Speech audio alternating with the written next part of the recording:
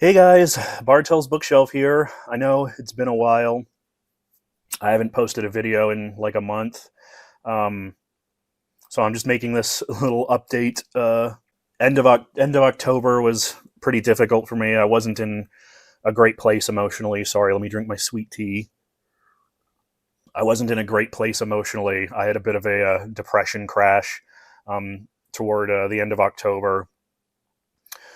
Brought on by a lot of things that I don't want to get into. But generally, I was just feeling very down and depressed, and I hit a bit of a reading slump. I was barely reading anything at all, and I just didn't have any motivation to make videos.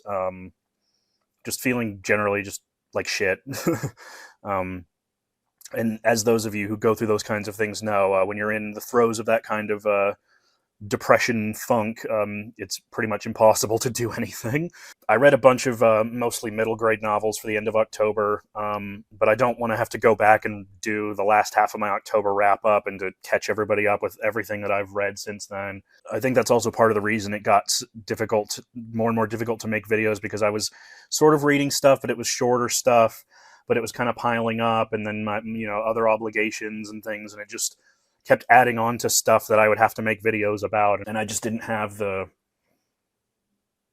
stamina to really go into it. So basically, I'm wiping the slate clean. This is all starting from zero. I'm just going to talk about some recent developments and the stuff that I've read recently in regards to those developments. I don't know. Apologies if I'm even more discombobulated than usual. I haven't made a video in a month. I'm all over the fucking place. So I don't know what I'm talking about. I decided to join Criminali's Read What You Own challenge. I tried this earlier this year or last year, whenever Ollie did it the first time. I tried joining in with the 100 book challenge, and that was just way too much for me. And this time he's introduced tiers, the lowest of which is 25. And seeing as how I've been in a little bit of a reading slump lately and dealing with, depression and all that stuff, I figured, okay, like I'll stick with 25. 25 is doable, especially if I focus on shorter books, and I have a lot of shorter books around that I can read. So I'm going to do that. So and so far I've read 3 books as part of that challenge, and I'm going to talk about that, plus one other book that doesn't count because it's from the library, but I wanted to talk about it anyway. And yeah, maybe at the end of the month, if I'm feeling okay, I'll try and do a November wrap up, because I have read some other stuff that isn't part of the challenge. So I'll talk about that. But I think for now, I'm just going to focus on the books that I'm reading for Ollie's challenge. I don't know if I'm going to do individual videos for each book, but maybe like every 3, 4, 5 books, I'll do a little update video talking about it. In fact, I might just forego the whole like monthly wrap up thing in general, similar to what Dave and Olive are doing over at Dave's Book Blather, where he just kind of does a haul whenever he feels ready to. I might just, or a wrap up whenever he feels ready to. I might just do that, because I feel like having the monthly sort of deadline hanging over my head just kind of doesn't really motivate me very well. And I just want to talk about books, So yeah, I don't know what the point of this is, but yeah, let's get into it. These are the first 3 books that I've read for Ollie's Read What You Own challenge. The first I have here is Bury Me Deep by Christopher Pike. I read Christopher Pike's The Midnight Club earlier this month, before I joined the challenge, so it's not part of this video, but I might talk about that if I decide to do a wrap up. But I read The Midnight Club because as I said, I was kind of in the middle of a depression funk, and I wasn't feeling great, and I wanted something. I couldn't focus on anything. I had to DNF like almost everything I was reading. I just wasn't. Everything was just kind of like falling apart in my head. I couldn't pay attention to anything. So I decided to read some Christopher Pike, and I read The Midnight Club because it's short, YA horror type stuff, and I really liked that. As I said, I might talk about that later. But I've had Bury Me Deep for a long time because my friend Nakia over at Plot Twist read it when she was younger, and she really liked it. And I don't know, she recommended it a lot. So I read it, and for this challenge, because again, I enjoyed Midnight Club and it's short YA horror. And yeah, this was actually a lot of fun. Not as good as Midnight Club, but as sort of like a teen sort of horror thriller thing, I really enjoyed it. It's about a girl named what is her name? A girl named Jean who's on her way to Hawaii for a vacation with some friends, and she has this sort of strange vision on the plane where she sees this kid named Mike who's like really weird and pale, and he ends up dying on the plane. And basically, it turns out that she saw his spirit on the plane, and he died mysteriously in Hawaii. And the whole sort of crux of the book is about her discovering what happened to Mike and sort of uncovering the mystery of his death. So it's kind of a murder mystery thing a little bit. So yeah, it was really interesting. The thing that surprised me about this and about the Midnight Club was how adult a lot of it was. I mean, this is written for a YA audience, but there's lots of frank moments of like sexuality. Nothing explicit, obviously, but there is mention of sex and sort of eroticism. There are these two guys who teach them how to scuba dive named Dave and Johnny, and they're all, you know, kind of hot to trot for them. And so there's a lot of that sort of stuff. And the other thing that surprised me is that there's about this and the Midnight Club is that there's a lot of darkness, a lot of graphic violence, surprisingly. A very sort of unshrinking or unflinching look at death. And, you know, it's just there's some moments, especially in this book, involving sort of like character deaths and things that are surprisingly like graphic and horrific. Not like in the sense of like, you know, extreme horror, like super messed up, but it's just the way that it's sort of, as I said, very unflinching and looked at in a very clear-eyed sort of way, I guess. I don't know. It was just more, it was a lot more interesting than I thought it would be. I didn't grow up reading Christopher Pike.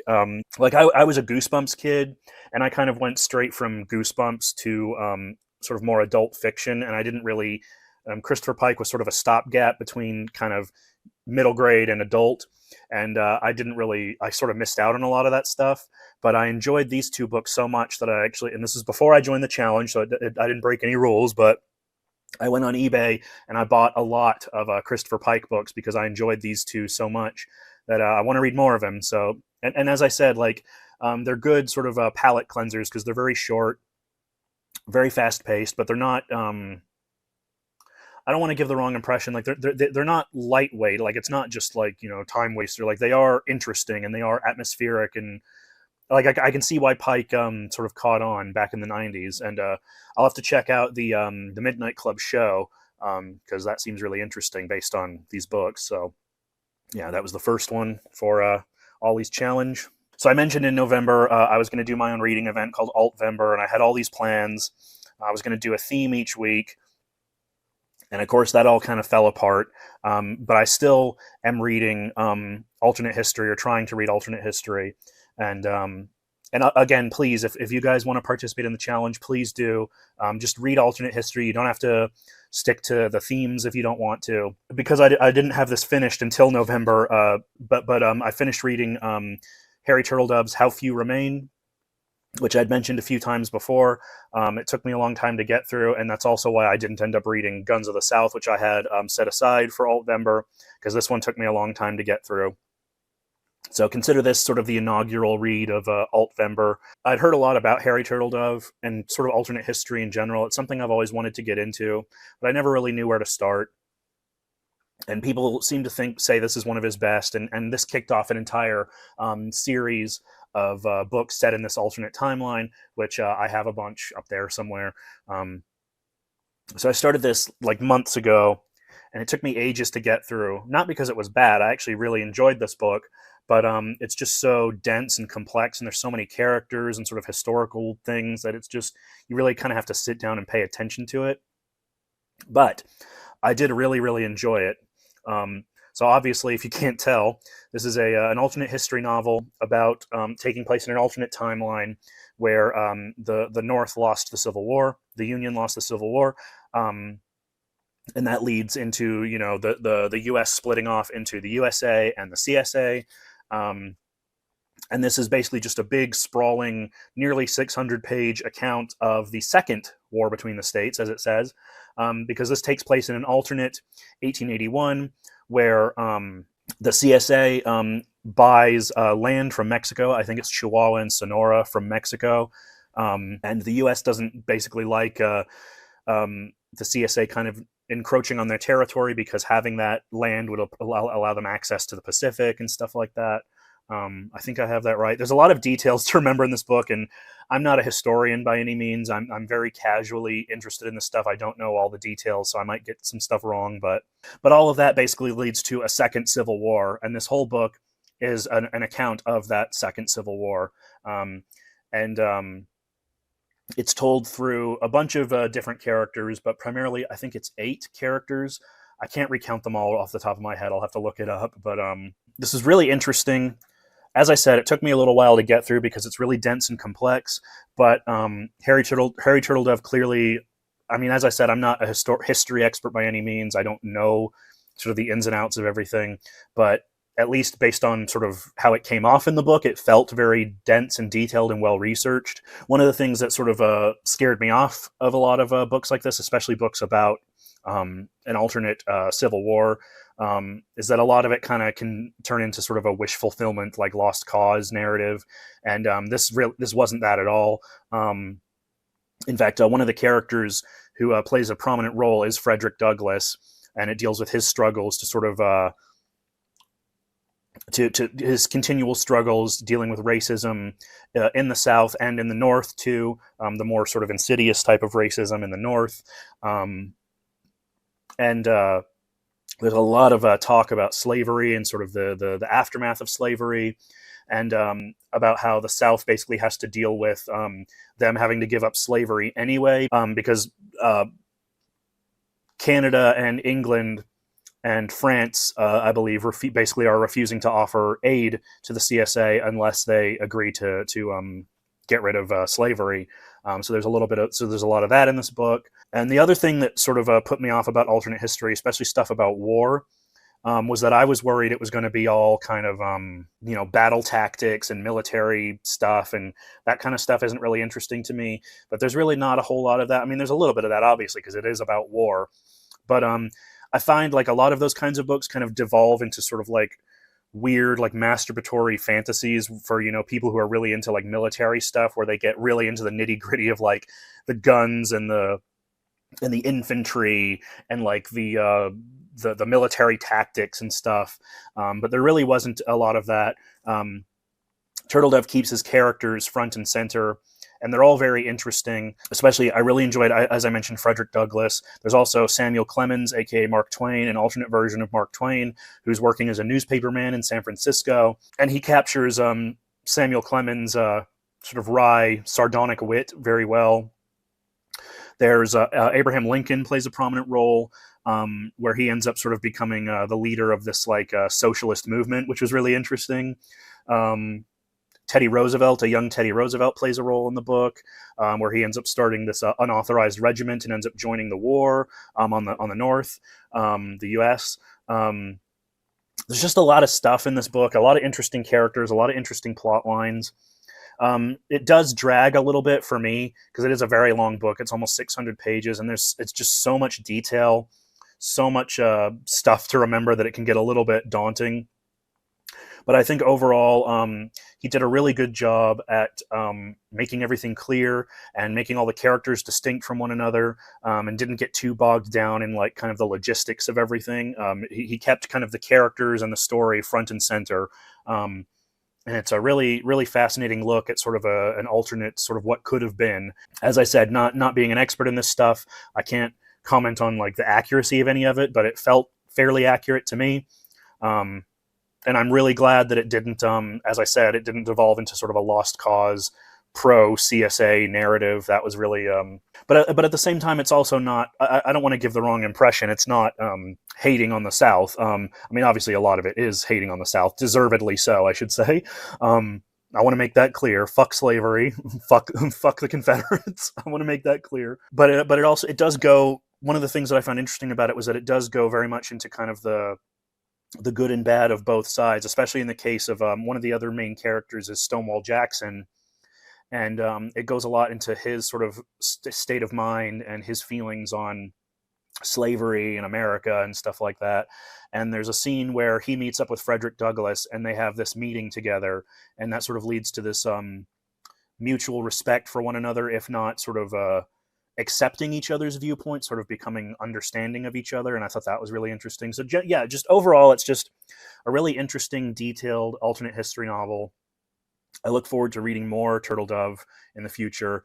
I've got plenty, but I think I'm going to take a while before I try another Turtledove because, as I said, these are very dense, complex books, and I'm not in the right headspace for that right now. I need stuff that's shorter and simpler. But I did really enjoy this, and if you're interested in alt history, but are feeling kind of intimidated by it like me, I would say Turtledove's probably a good place to start.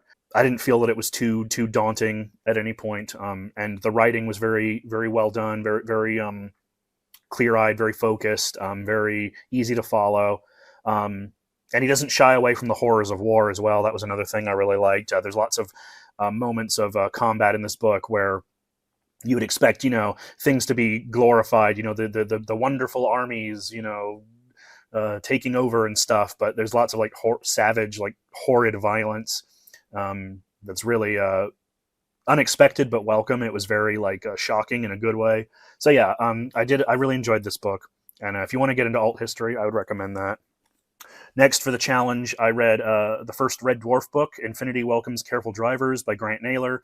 I've talked about this before. This is in a haul video. I've recently gotten back into Red Dwarf because I started watching it with Aaron. And obviously Red Dwarf, it's a British institution. Everybody knows it. But if you're from America and you've never heard of it, it's a sci-fi comedy show about Dave Lister, who works as a technician on this mining ship called Red Dwarf, and he gets put into stasis and is basically frozen in time. And a radiation leak on the ship kills everyone on board except Lister and his pregnant cat, Frankenstein, who ends up giving birth, and over the next 3 million years ends up evolving into a humanoid form of cat called Felis sapiens. So there's a humanoid cat on board. There's the ship's computer, Holly, who's sort of a computer senile. And there's his bunkmate, Arnold Rimmer, who's a very stodgy, limp noodle sort of coward type. And they're always butting heads, and he gets resurrected as a hologram to sort of keep Lister sane. And the show just kind of follows their adventures through space as they try to get back to Earth. If you've seen the show, then you pretty much, you already know everything you need to know if you want to check out the book or not. As a fan of the show, I really enjoyed this book. This is basically sort of a loose adaptation of the first 2 series of Red Dwarf. The last half more so. The last half is basically sort of a retelling of the show. But what makes this interesting, if you're a fan of the show, is the first half of it is really taken up with the backstory of the world that it takes place in, about Lister, about what led him to joining the Space Corps. It goes into kind of more of Rimmer's backstory. It goes into more of the cat's backstory and how kind of the species of Felis sapiens evolved and everything. So it's just generally, it's very like Hitchhiker's Guide-esque, and that's not a bad thing. It's a really good sort of variation on that sort of sci-fi comedy. One of the things that I really like about Red Dwarf is how it takes these sci-fi concepts and mixes them with comedy.